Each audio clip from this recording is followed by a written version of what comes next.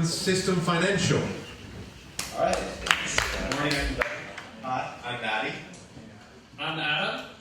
We are building the system, an app to automate your finances. So here's the problem. Managing your money requires both knowledge and discipline, right? This is complicated stuff. Figuring out how to invest, how to budget, how to pay off debt. The system makes it effortless by automating it. Here's how we do it. First, we take your paycheck and divide it into money for bills, spending, and savings. Then we take your savings and use it to pay off debt, build an emergency fund, and invest for the future. We call this process financial advancement. We've described the solution, but we haven't showed it to you yet. So here's the app. Once you link us to your bank and credit card, our algorithms detect your income and your recurring monthly bills. You can see when we swipe up here are all the bills that we found automatically, so you don't have to enter them yourself. Based on your income to bills ratio, we determine how much you can save. The remainder is your guilt-free spending life. These ratios become your plan for every paycheck, and that concludes the one-time setup. So that's your plan. Next, we apply it to your money on a daily basis. So the home screen visualizes your money as three stacks that act as meters. Let's drill down into the spending money. Here, we provide the user with a daily spending target we call a per diem. It's like a grown-up version of pocket money. Spend less today, and your per diem increases tomorrow. Let's go back home. Now let's look at bills. The bill stack splits in two. We proactively earmark money for your monthly bills on top and set aside money for new credit card charges on the bottom. Last is savings. With every paycheck, we add to a rainy day fund for unexpected expenses on top. It acts like a buffer. And an emergency fund for, well, emergencies below. So keeping the user on track, paycheck to paycheck, is what frees up money for financial advancement. We use the latter as an easy way to visualize this progress. So we figure out what rung you're on automatically and advance you up to the next rung with each paycheck. Our promise to users is, if you can stay on track until payday, every payday, we can see you through to retirement. It will take decades, but we will get you there. Now, let's look at the competition. We categorize our competition in three main groups. First, we have what we call dashboards. They don't move your money, they just tell you about it and show you about it, and they expect the user to change their behavior. Next, we have what we call IKEA furniture. Why? Because they require effort and thought to set up. You have to decide how much to save, by when, what to invest in, what your risk profile is, and so forth. Finally, we have small change. They literally deal in small change, rounding up the dollar. It results in a low impact for the user.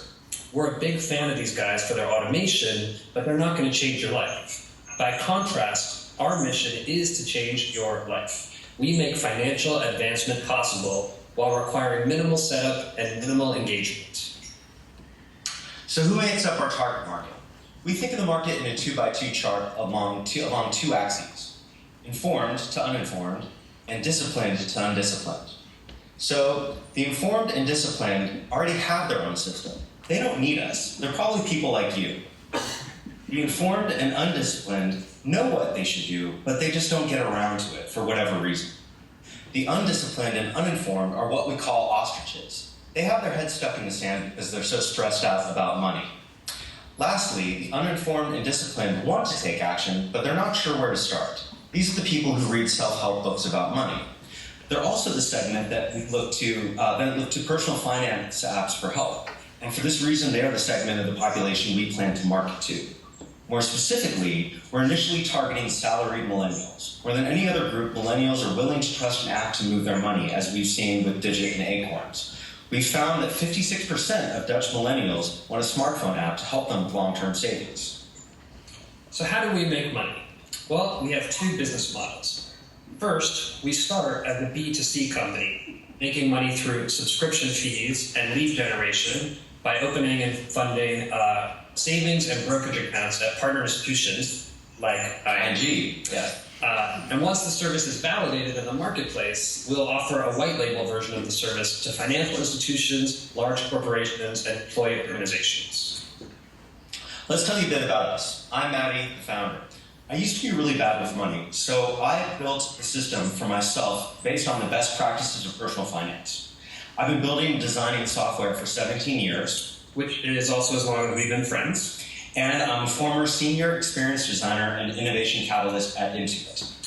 My name is Adam. I joined the system in 2015 as a consultant. I became an investor and a full-time employee last winter.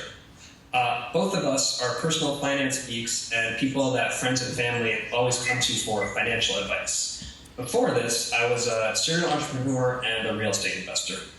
We also have Dan, who could not be with us today. He was in the Y Combinator class of 2006. He founded a company called OMG Pop, which they sold to Zynga for $180 million. InvestCloud is our development partner in Los Angeles and where we're currently working from. So all they do is build financial applets for wealth management. Their products handle $1.5 trillion of assets annually, and we happen to be their first consumer-facing product. So, why do we want to do the ING Innovation Studio? We want to use the mentors and resources of ING to help us validate the problems we're trying to solve and our solutions. Access to the staff there will help us learn the logistics of money movement. In order to fill our value proposition, we need to better understand the ins and outs of transfers, bill pay, account creation, and investment. And so why Amsterdam? With PSD2, the increased access to financial data in Europe will actually make for a better environment for fintech innovation than the United States. We're all terrified of the prospect of a presidency, and we're looking for an escape route. But in all honesty, we're a small and agile startup, so we can work anywhere. So that's the system. Financial advancement. The system is simply the best thing you can do with your paycheck. Thank you for your time.